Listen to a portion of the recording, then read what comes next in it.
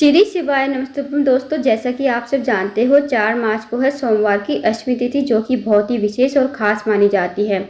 दोस्तों बस आपको 31 चावल के दाने से अचूक उपाय करना है। यदि आप इस उपाय करते हो तो आपकी जो भी मनोकामना होगी ना, वो 24 घंटे के अंदर अंदर पूरी हो जाएगी। दोस्तों महाशिवरात्रि जो है 8 मार्च की है, तो 8 मार्च से पहले 4 मार्च को सोमवार की अष्टमी तिथि पड़ रही है। बहुत ही खास होती है दोस्तों सोमवार की अष्टमी तिथि।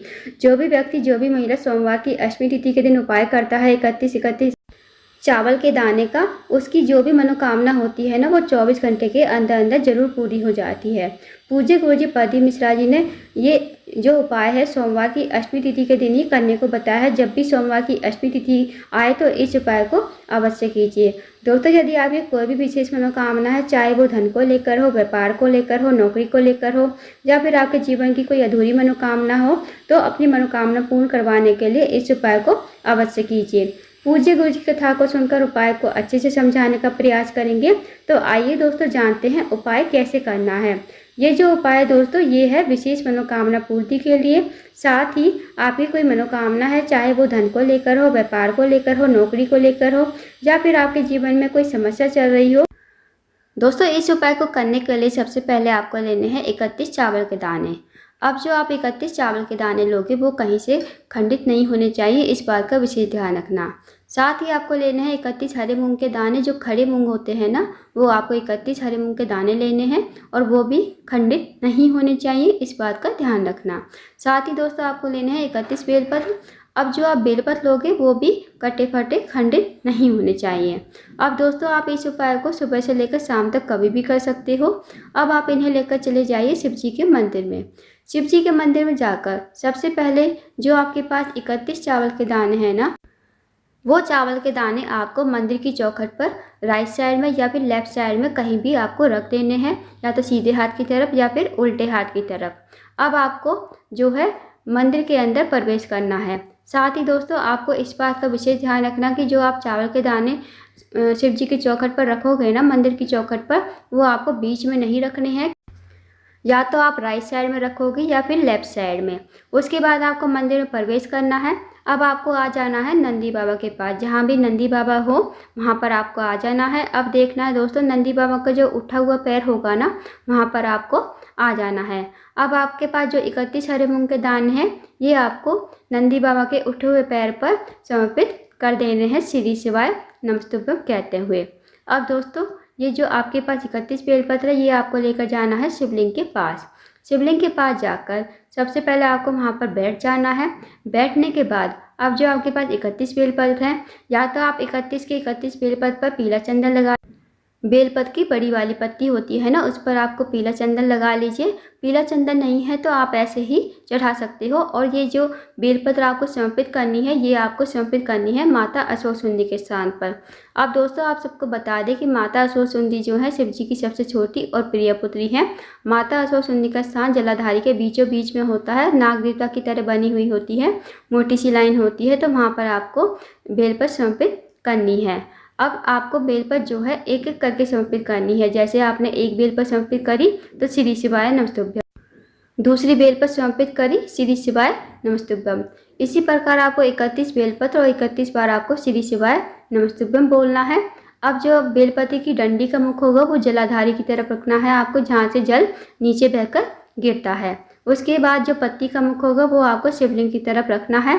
फिर आपको वहीं पर बैठकर भगवान से प्रार्थना करनी है, महादेव से प्रार्थना करनी है, माता अश्वसुंदी से प्रार्थना करनी है। जो भी आपकी विशेष मनोकामना है, चाहे वो धन को लेकर हो, व्यापार को लेकर हो, नौकरी को लेकर हो, या फिर आपकी कोई विशेष मनोकामना काफ़ी दिनों से पूर्ण नहीं हुई है, या फिर आपके जीवन में कोई समस्या चल रही है, चाहे वो विवाह को लेकर हो, या फिर आपके जीवन में कोई बड़ी से बड़ी समस्या चल रही हो, तो अपनी समस्या कहिए और मनोकामना कहिए। जो भी आपकी मनोकामना होगी वो 24 घंटे के अंदर अंदर जरूर पूरी हो जाएगी, और जो भी आपकी समस्या होगी वो समस्या भी आपकी समाप्त हो जाएगी। तो दोस्तों बहुत ही छोटा सा विशेष उपाय है, इस उपाय को अवश्य कीजिएगा। जो भी आप उपाय करते हो तो सच्चे मन से कीजिए, विश्वास के साथ उपाय कीजिए।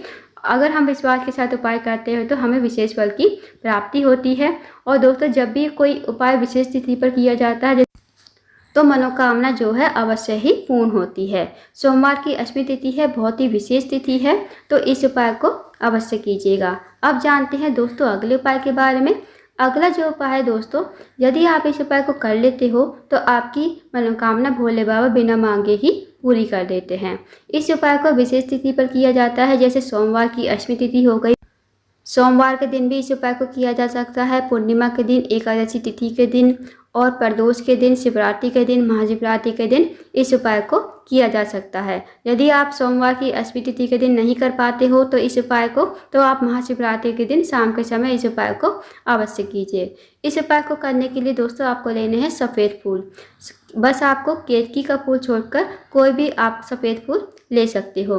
सफ़ेद फूल आपको जितनी मात्रा में मिल जाए ना, आप उतने सफ़ेद फूल ले लीजिए और इन फूलों को, जो इन फूलों की पंखुड़ियाँ होती हैं ना, उन्हें आप तोड़ लीजिए। तोड़कर आप एक पन्नी में या किसी प्लेट में रख लीजिए और आपको जाना है शाम के समय यानी प्रदोष काल में शिव जी के मंदिर में। आप इस उपाय को 5 से 7 के बीच में कर सकते हो। अब आप शिव जी के मंदिर में जाकर ये जो फूलों की पंखुड़ियाँ हैं आपके पास, इन फूलों की पंखुड़ी से आपको शिवलिंग और जलाधारी का श्रृंगार करना है अच्छी तरह। जब आप श्रृंगार करोगे तो आपको मन ही मन श्री शिवाय नमस्तुभ्यम या फिर ओम नमः शिवाय का जाप करते हुए आपको शिवलिंग और जलाधारी का श्रृंगार करना है। दोस्तों, पूज्य गुरुजी प्रदीप मिश्रा जी ने अपनी कथा में बताया था, जो भी व्यक्ति, जो भी महिला किसी विशेष तिथि पर शिवलिंग और जलाधारी का श्रृंगार करता है तो उसकी जो मनोकामना होती है भोले बाबा बिना मांगे ही पूरी कर देते हैं। और दोस्तों, इस बात का विशेष ध्यान रखना, जब भी आप शिवलिंग और जलाधारी का श्रृंगार करो तो आपको मनोकामना नहीं कहनी है, क्योंकि भोले बाबा बिना मांगे ही आपकी सारी मनोकामना पूरी कर देंगे। भोले बाबा जो भी इस उपाय को करता है तो भोले बाबा बहुत खुश हो जाते हैं और उसकी मनोकामना अतिशीघ्र पूर्ण कर देते हैं। तो इस विशेष उपाय को अवश्य कीजिए। शिवलिंग और जलाधारी का श्रृंगार अवश्य करके आइए सोमवार की अष्टमी तिथि के दिन या फिर 8 मार्च महाशिवरात्रि के दिन। अगर आप महाशिवरात्रि के दिन भी नहीं कर सकते तो कोई भी विशेष तिथि आती है तो उस दिन तो अवश्य आप श्रृंगार करके आइए। बहुत ही अचूक विशेष उपाय है दोस्तों, इस विशेष उपाय को अवश्य कीजिएगा। अब जानते हैं दोस्तों अगले उपाय के बारे में। अगला जो उपाय है दोस्तों, ये है जीवन में धन की कमी को पूरा करने के लिए। यदि आपके जीवन में धन की बहुत ज़्यादा कमी है या फिर आपके जीवन में आर्थिक तंगी से बहुत ज़्यादा परेशान हो, पैसों की बहुत ज़्यादा तंगी है, या फिर आपके घर पैसा तो आता है पर पता नहीं चलता है कहाँ चला जाता है, फिर एक पैसा आप कमाते हो, सवा पैसा आपका बीमारी में खर्च हो जाता है, माता लक्ष्मी आपसे रूठी हुई है, माता लक्ष्मी का आपके घर में पास नहीं है, तो इस विशेष उपाय को आपको प्रत्येक सोमवार करना है। जब भी सोमवार आए या फिर सोमवार की अष्टमी तिथि आए तो आपको इस उपाय को प्रत्येक सोमवार करना है शाम के समय। इस उपाय को करने के लिए सबसे पहले आपको एक दीपक लेना है। अब दीपक चाहे आप मिट्टी का ले लो चाहे आटे का। अगर दोस्तों आप आटे का दीपक बना रहे हो तो आपको उस आटे को ना तो छानना है, बिना छना हुआ आटा लेना है और उसमें आपको नमक नहीं डालना है, इस बात का विशेष ध्यान रखना। और गोल बाती का घी का दीपक आपको तैयार कर लेना है। शाम के समय दीपक तैयार करने के बाद इस दीपक को आपको एक प्लेट में रख लीजिए। दीपक को प्लेट में रखने के बाद आपको जाना है बेलपत के पेड़ के नीचे शाम के समय। शाम के 5 से 7 के बीच में आप इस उपाय को कर लीजिए। बेलपत के पेड़ के नीचे जाकर सबसे पहले आपको वहाँ पर बैठ जाना है। अब आप इस दीपक को जो है बेलपत के पेड़ के नीचे श्री शिवाय नमस्तुभ्यम कहते हुए और माता लक्ष्मी का स्मरण करते हुए आपको इस दीपक को जलाना है। फिर आपको महादेव से प्रार्थना करनी है, माता लक्ष्मी से प्रार्थना करनी है कि हे भगवान, मेरे घर में, मेरे जीवन में धन की समस्या चल रही है, आर्थिक तंगी से बहुत ज़्यादा परेशान हूँ, माता लक्ष्मी का हमारे घर में वास नहीं है, माता लक्ष्मी हमसे रूठी हुई है। आप ऐसी कृपा करें कि माता लक्ष्मी का हमारे घर में वास हो और माता लक्ष्मी की हम पर कृपा बनी रहे और हमारे जीवन में कभी धन की कमी ना हो। बस आपको इस उपाय को करके जो है आपको भगवान को विनती करके आपको अपने घर पर आ जाना है। दोस्तों यकीन मानिए, जो भी व्यक्ति, जो भी महिला शाम के समय बेलपत के पेड़ के नीचे ये उपाय करता है, दीपक जलाता है, उसके घर में कभी धन की कमी नहीं होती, उसके घर में हमेशा लक्ष्मी का वास होता है। तो इस विशेष उपाय को अवश्य कीजिएगा और प्रत्येक सोमवार इस उपाय को शाम के समय करना है। तो इस विशेष उपाय को अवश्य कीजिएगा।